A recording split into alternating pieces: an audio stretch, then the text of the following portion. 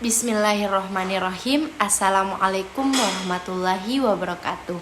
Perkenalkan, nama saya Nurmada Fadilah. Saya dari kelas B, Prodi Akuntansi, Fakultas Ekonomi, Universitas Negeri Makassar.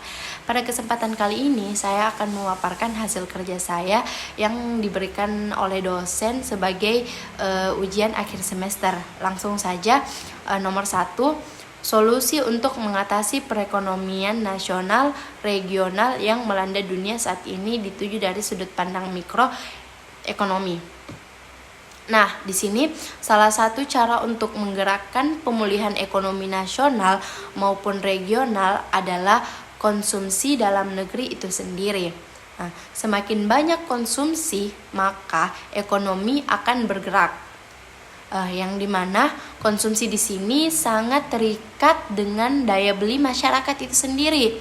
Oleh sebab itu, solusi untuk mengatasi pemulihan ekonomi nasional dan regional di masa pandemi COVID-19 ini yang sedang melanda dunia saat ini bisa dilihat dari sudut pandang mikro. Kali ini kita akan membahas sudut pandang mikro.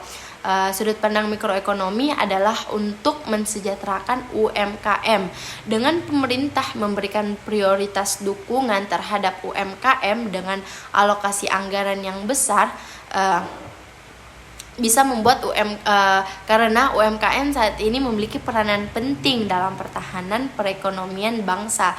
Nah, pemerintah juga memberikan bansos atau bantuan langsung tunai BLT kepada masyarakat miskin maupun kepada kelompok expiring middle class.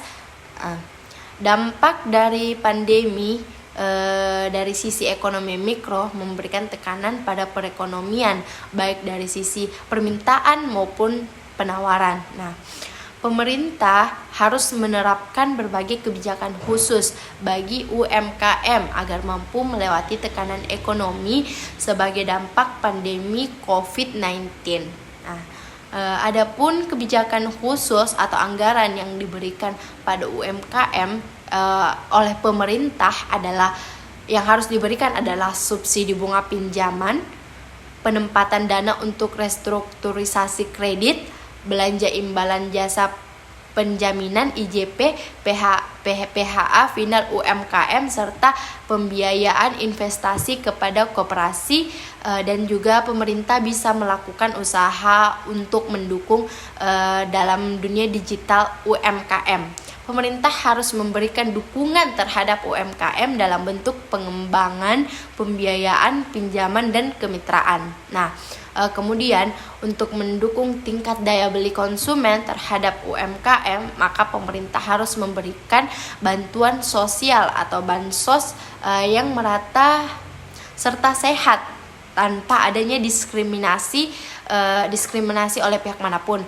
Bansos yang diberikan berupa uang tunai, BLT desa, sembako, listrik gratis, kartu pekerja, subsidi gaji karyawan, serta BLT usaha mikro untuk meningkatkan daya beli pada UMKM yang di atasnya. Nah, bansos ini diberikan dengan tujuan untuk membantu perekonomian dan mensejahterakan masyarakat yang tidak mampu atau kurang mampu.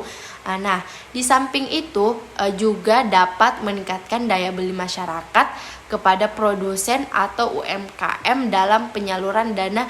Dalam penyaluran ini, dana bansos perlu adanya penjagaan dan pengawasan yang ketat sehingga menghindari penyimpangan oleh oknum yang tidak bertanggung jawab demi kesejahteraan masyarakat yang mengalami dan sangat merasakan dampak dari COVID-19 ini.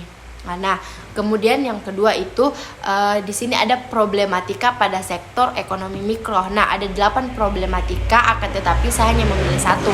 Adapun masalah ekonomi yang saya pilih adalah harga pasar. Nah, krisis ekonomi seringkali terjadi dan melanda di suatu negara, sehingga diyakini bahwa mekanisme pasar tidak dapat menyelesaikan masalah ekonomi. Hal ini menunjukkan tidak adanya keseimbangan antara permintaan dan penawaran, kemudian tidak mampunya tidak tercapai pengaruh dari krisis tersebut, yaitu meningkatnya harga dari berbagai jenis barang yang dibutuhkan oleh konsumen dan produsen.